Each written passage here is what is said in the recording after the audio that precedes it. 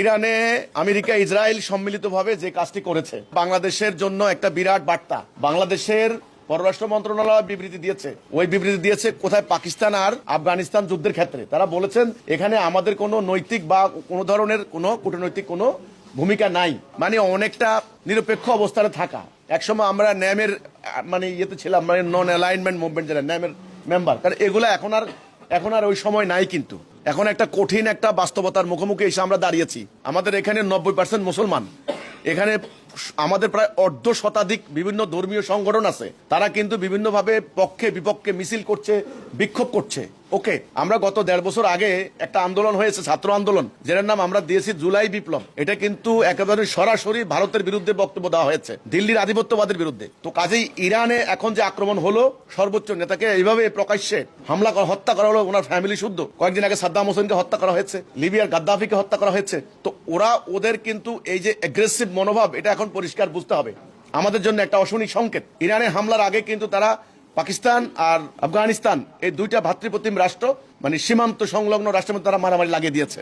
তাহলে এখন দক্ষিণ এশিয়ায় খুব ভয়াবহ সংকট, বিশেষ করে আমাদের মুসলমানদেরকে। এই পরিপ্রেক্ষিতে আমাদের কাছে মেসেজ কি? আমাদের কাছে মেসেজ হচ্ছে, যদি আমাদের ভিতরে ইন্টারনাল এই ধরনের দ্বন্দ্ব থাকে, দলাদলি, তাহলে আমরা কিন্তু আমাদের ওদের মতো পরিস্থিতি হতে কোনো বেশি বাকি নাই।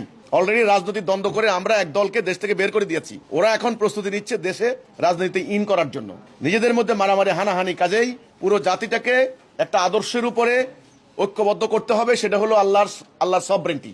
1 নাম্বার, আল্লাহর উপরে ভরসা করে আল্লাহর সাহায্য ছাড়া এই সাম্রাজ্যবাদী, এই দাজ্জালীয় সভ্যতার মোকাবেলা করা কারো পক্ষে সম্ভব নয়। বাংলাদেশের জন্য একটা অশনি সংকেত। ওরা এখন যা চাইবে, ওরা বলবে তোমার পায়ের নিচে তেল আছে, আমাকে তেল দিয়ে দাও, দিতে হবে। তোমার অমুক দ্বীপ আছে, দ্বীপ দিয়ে দাও, অমুক আইল্যান্ড দিয়ে দাও, তোমার সেন্ট মার্টিন দিয়ে দাও, তোমার তেল দিয়ে দাও, তোমার বন্দর দিয়ে দাও, তোমার এটা দিয়ে দাও, তোমার এটা দিয়ে। কথা শুনতে হবে। তুমি গম আনবা রাশিয়া থেকে কম দামে, বলছে না গম আমার থেকে আনতে হবে। যদি কথা না শুনো, প্রথমে স্যাংশন দেবো, এমবার্গো দেবো, তারপরে কথা না শুনলে বোম মেরে উড়াই দিব, কথা শেষ। এখন আর মানবাধিকার, আন্তর্জাতিক আইন, তারপরে হলো রুল অফ ল, কিচ্ছু নাই, এথিক্স নাই, কিচ্ছু নাই, মোরালিটি কিচ্ছু নাই, এগুলো ভুয়া, এগুলো ভণ্ডামি। হ্যাঁ, মানবাধিকারে বলি কিচ্ছু না। তাহলে এখন রাষ্ট্রের অস্তিত্ব, জাতির অস্তিত্ব, ইমান, আমাদের ইজ্জত আবরু, আমাদের সবরেন্টি বলতে খালি ভৌগোলিক সীমা রেখা সবরেন্টি বুঝাচ্ছি না আমি। স্বাধীন চেতা, স্বাধীনভাবে চিন্তা করার মানসিকতা যদি করতে হয়, এটার একটা সমাধান, এর একটা উপায় আলহামদুলিল্লাহ আমি তুলে ধরছি। সেটা হচ্ছে সমগ্র জাতি আল্লাহর উপরে ভরসা করে তাওহীদের উপরে ঐক্যবদ্ধ হতে হবে। সমগ্র জাতি হবে একটা, নেতা হবেন একজন, সমগ্র জাতি একটা নির্দিষ্ট লক্ষ্যে পরিচালিত হবে।